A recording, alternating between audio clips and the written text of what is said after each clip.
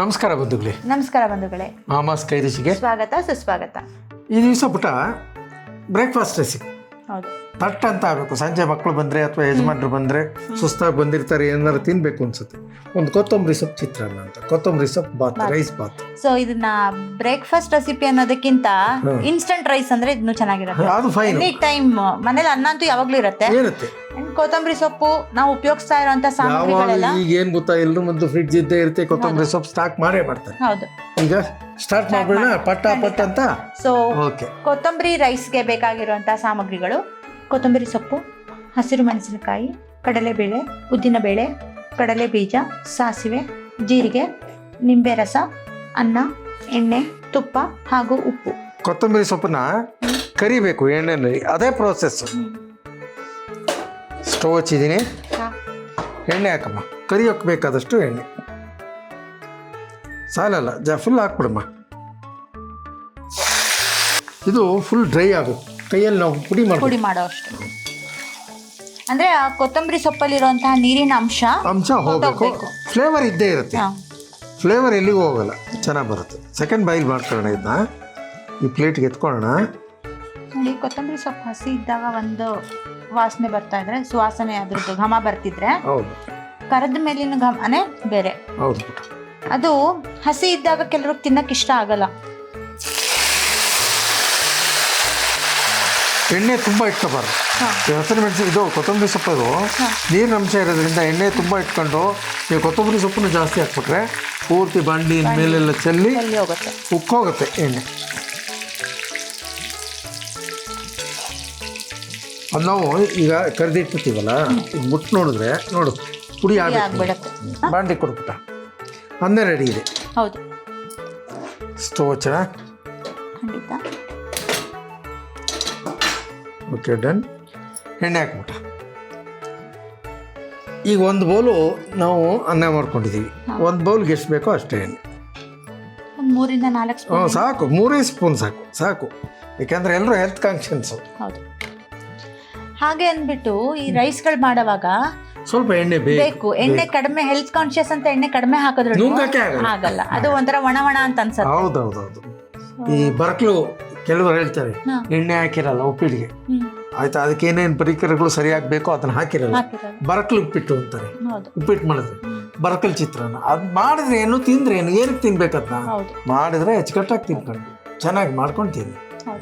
Okay, ಈಗ ಸಾಸಿವೆ, ಅರ್ಧ ಸ್ಪೂನ್ ಸಾಸಿವೆ, ಒಂದು ಅರ್ಧ ಸ್ಪೂನ್ಗಿಂತ ಕಮ್ಮಿ ಜೀರಿಗೆ. ಓಕೆ, ಸಾಕು. ಕಡಲೆಬೇಳೆ 1.5 ಸ್ಪೂನ್, ಸಣ್ಣ ಸ್ಪೂನಲ್ಲೂ 1.5 ಸ್ಪೂನು. ಉದ್ದಿನಬೇಳೆ, ಕಡಲೆಬೇಳೆಯಲ್ಲಿ ಅರ್ಧ ಉದ್ದಿನಬೇಳೆ, 1 ಸ್ಪೂನ್ ಉದ್ದಿನಬೇಳೆ. ಓಕೆ, ಕಡಲೆಕಾಯಿ ಬೀಜ,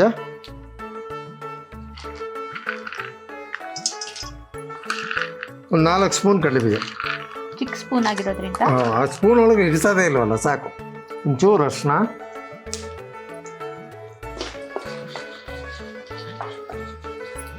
ಹಸಿರು ಮೆಣಸಿನ್ಕಾಯಿ ತಗೊಂಡಿರೋದೇ 2-3 ಇದೆ.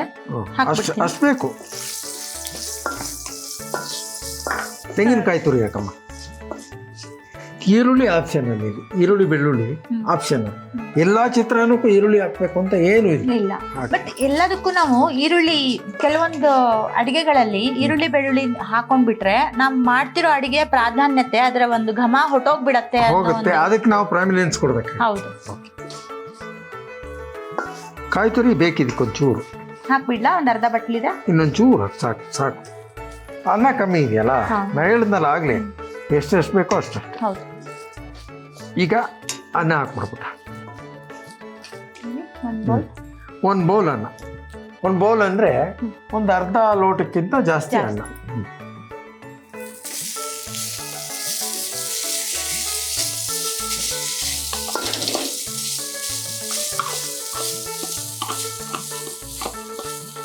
ಇದು ಅಡಿಗೆ ಮಾಡ್ತಾನೆ ಕೆಲವೊಂದು ಮಕ್ಕಳಿಗೆ ಇಷ್ಟ ಆಗಿರೋ ಹೆಸರು ಇಡೋಣ ಅಂತ ಅನ್ಸತ್ತೆ. ಏನು ಅಂದ್ರೆ ಇದನ್ನ ನೋಡ್ತಾ ಇದ್ರೆ ನಾವು ಕಾರಿಯಂಡರ್ ರೈಸ್ ಅಂತಾನು ಹೇಳಿದ್ವಿ, ಅಥವಾ ಇನ್ನು ಕೊತ್ತಂಬರಿ ಸೊಪ್ಪಿನ ಬಾತು ಅಂತ ಹೇಳಿದ್ವಿ. ಅದ್ರ ಜೊತೆಗೆ ಇವತ್ತಿನ ಜನರೇಷನ್ ಇರೋ ಚಿಕ್ಕ ಮಕ್ಕಳಿಗೆ ಕಾರಿಯಂಡರ್ ಫ್ರೈಡ್ ರೈಸ್ ಅಂತ ಹೇಳಿದ್ರೆ ಅಂದ್ರೆ ನಾವ್ ಇದಕ್ಕೆ ಫ್ರೈಡ್ ರೈಸ್ ಅಂತ ನೀ ಪದ ಉಪಯೋಗಿಸ್ಬೇಕು ಅಂತಂದ್ರೆ ಆ ಫ್ರೈಡ್ ರೈಸ್ಗೆ ಒಂದು ಅರ್ಥ ಇದೆ. ಹೌದು. ನೀ ಅದಕ್ಕೆ ಸೋಯಾ ಸಾಸ್ ಹಾಕ್ಬೇಕು, ವೆನಿಗರ್ ಹಾಕಬೇಕು, ಚಿಲ್ಲಿ ಸಾಸ್ ಹಾಕಬೇಕು, ಆ ರೀತಿ ಅದನ್ನ ತೋರ್ಸೋಣ. ಆ ಮಕ್ಕಳಿಗೆ ಇಷ್ಟ ಆಗುವಂಥ ಅಡುಗೆಗಳನ್ನ ನೆಕ್ಸ್ಟ್ ಎಪಿಸೋಡ್ಗಳಲ್ಲಿ ತೋರಿಸೋಣ. ಉಪ್ಪು ಹಾಕುಪುಟ ಈಗ ಕೈಯಿಂದಾನೆ ಹಾಕ್ತೀನಿ. ಉಪ್ಪು ಕೈಯಿಂದಾನೇ ಹಾಕ್ಬೇಕು ಯಾವಾಗಲೂ. ಓಕೆ, ನಿಂಬೆಹಣ್ಣು ರಸ ಒಂದೆರಡು ಸ್ಪೂನ್ ಹಾಕ್ತಾ ಇದ್ದೀನಿ. ಸಾಕು. ಅನ್ನ ಇರೋದಷ್ಟೇ ಅಲ್ವಾ, ಎಷ್ಟು ಬೇಕೋ ಅಷ್ಟು ಮಾಡ್ಕೊಳ್ಳಿ. ಏನು ಒಂದ್ಸಲ ಮಾಡಿ ಇಟ್ಬಿಡೋದು, ಬೆಳಿಗ್ಗೆಗೂ ಅದನ್ನೇ ತಿನ್ಸೋದು, ಮಧ್ಯಾಹ್ನಕ್ಕೂ ಅದೇ ತಿನ್ಸೋದು, ರಾತ್ರಿಗೂ ಅದೇ ತಿನ್ಸೋದು ಅಂದರೆ ದೇ ವಿಲ್ ಬಿ ಬೋರ್. ತಿನ್ನೋರು ಬೋರ್ ಆಗ್ತದೆ, ಮಾಡಿದವ್ರು ಬೋರ್ ಅಲ್ಲ. ನಂದು ಹಣೆ ಬರ ಅದೇನೆ. ನಾನು ಕಮ್ಮಿ ಮಾಡೋದಕ್ಕೆ ಅಭ್ಯಾಸ ಇಲ್ಲ. ನಾನು ನನ್ನ ಮಗ, ಅಮ್ಮ ಇರ್ತಾರೆ ಒಂದೊಂದ್ಸಲ, ಆಯಿತಾ. ನನ್ನ ದೊಡ್ಡ ಮಗ, ನನ್ನ ಸೊಸೆ ಮ್ಯಾಕ್ಸಿಮಮ್ಮು ಅವ್ರ ಕಿಚನಲ್ಲಿ ಒಂದೊಂದು ದಿವಸ ಬರ್ತಾರೆ, ಆಯಿತಾ. ಅವು ಬಂದಾಗ ಎಷ್ಟು ಬೇಕೋ ಅಷ್ಟು ಮಾಡಿದ್ರು ಓಕೆ. ನಾನು ಏನಂದ್ರೆ ದೊಡ್ಡ ಕೈ, ನನಗೆ ಒಂದು ಆಸೆ, ಯಾರ ಇವತ್ತು ಬರ್ತಾರೆ ನಮ್ಮನೆ ಗೆಸ್ಟು, ಯಾರ ಬರಲಿ.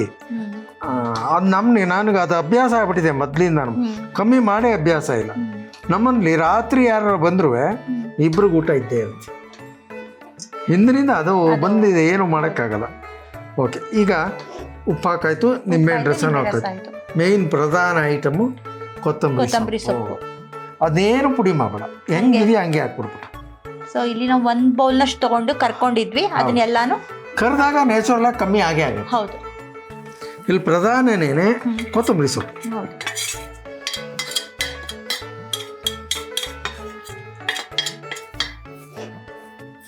ಈಗ ಪುಟ ರೆಡಿಯಾಗಿದೆ, ಸ್ಟವ್ ಆಫ್ ಮಾಡೋಣ. ಇವತ್ತಿನ ಗೆಸ್ಟು ಸುಮಾರು ಒಂದು 6-7 ವರ್ಷದಿಂದ ನನ್ನ ಫ್ಯಾನು. ನಾನು ಅವಳಿಗೆ ಫ್ಯಾನ್ ಆಗ್ಬಿಟ್ಟೆ. ಏನು ಸೆಲೆಬ್ರಿಟಿಗೇನೆ ಫ್ಯಾನ್ ಆಗಬೇಕು ಅಂತಿಲ್ಲ. ಸೆಲೆಬ್ರಿಟಿ ಹತ್ರ ಬೇರೆಯವರು ಹೇಗೆ ವರ್ತಿಸ್ತಾರೆ, ಪ್ರೀತಿಯಾಗಿರುತ್ತೆ, ವಿಶ್ವಾಸ ಆಗಿರುತ್ತೆ, ಅದ್ರ ಮೇಲೆ ಅವರು ನಮ್ಗೆ ಫ್ಯಾನ್ ಆಗ್ತಾರೆ.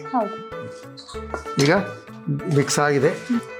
ಇವತ್ತಿನ ಅತಿಥಿ ನಾವು ನಮ್ಮ ಮಾಮಸ್ ಕೈ ರುಚಿ ವೀಕ್ಷಕರಿಗೆ ಅತಿಥಿ ಅಂತ ಕರಿಬೇಕು. ನನಗೆ ನಮ್ಮನೆ ಅವಳು ಅತಿಥಿ ಅಲ್ಲ, ನಮ್ಮನೆ ಮಗು. ಅವಳು ನಮ್ಮನೆ ಮಗಳು, ಅವಳು ನಿತ್ಯ ವಸಿಷ್ಠ ಅಂತ, ಇಲ್ಲಿ ಕೆಂಗೇರಿಲಿ ಇರೋದು. ಅವಳು CA ಪ್ರಾಕ್ಟೀಸ್ ಮಾಡ್ತಾ ಇದ್ದಾಳೆ. ಅವ್ರ ತಂದೆ ತಾಯಿ ಎಲ್ಲ ಒಳ್ಳೆ ಹುದ್ದೆನಲ್ಲಿದ್ದಾರೆ. ಅವ್ನು ಕರಿಯೋಣ ಕಂದ, ಬಾ ನಿತ್ಯ. ಇವರು ಸತ್ಯಶ್ರೀ ಅಕ್ಕ ಅಂತ, ನೋಡಿದ್ಯಾ ಇವ್ರನ್ನ? ಬೇಕಾದಷ್ಟು ವಿಡಿಯೋದಲ್ಲಿ ನೋಡಿದ್ಯಾ? ಓಕೆ, ಈಗ ಅವ್ರು ಟೇಸ್ಟ್ ಕೊಡ್ತಾರೆ. ಕೊತ್ತಂಬರಿ ಸೊಪ್ಪು ಚಿತ್ರಾನ್ನ ಟೇಸ್ಟ್ ನೋಡ್ಬಿಟ್ಟು ನಿನ್ನ ಅಭಿಪ್ರಾಯ ತಿಳಿಸಿ. ಈ ಮಗು ತುಂಬ ಹಂಬಲ್, ವೆರಿ ಹಂಬಲ್. ಅವಳಿಗೆ ಆರ್ಟಿಫಿಷಿಯಲ್ಲು, ಕೃತಕವಾದ ನಗು, ಕೃತಕವಾಗಿ ನಡ್ಕೊಳ್ಳೋದು ಅವೆಲ್ಲ ಏನೂ ಇಲ್ಲ. ನಾನು ಕಂಡಂಥ ಒಳ್ಳೆ ಮಗು. ನಿಂತರ ಟೇಸ್ಟ್ ಮಾಡಿ, ನಮ್ಮ ಸತ್ಯಶ್ರೀ ಥರ. ಸೊ ಟೇಸ್ಟ್ ಮಾಡಿ ಹೇಗಿದೆ ಅಂತ ಹೇಳಿ.